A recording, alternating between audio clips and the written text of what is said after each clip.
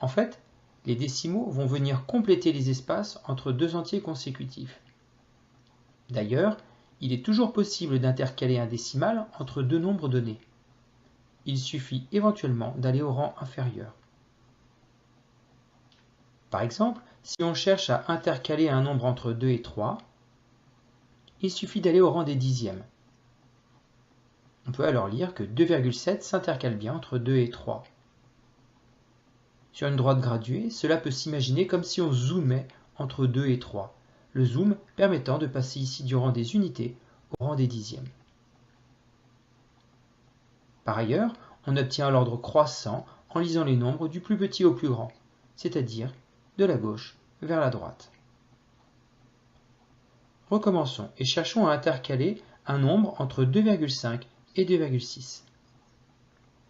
Il suffit pour cela d'aller au rang des centièmes. On peut lire que 2,54 s'intercale bien entre 2,5 et 2,6. Si on veut intercaler un nombre entre 2,59 et 2,6, il suffit d'aller au rang des millièmes, et on voit alors 9 nouveaux nombres qui peuvent convenir. Pour terminer, il convient d'attirer l'attention sur deux remarques. Une erreur à éviter tout d'abord. Il ne faut pas dire un nombre décimal est un nombre à virgule, car c'est faux. Tous les entiers sont des décimaux. Leur partie décimale est nulle.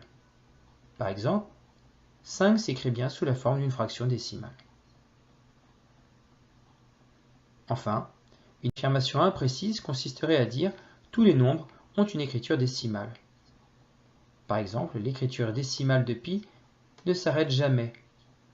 Il n'y a donc pas d'écriture décimale exacte. En revanche, 3,14 est une écriture décimale approchée au centième de pi.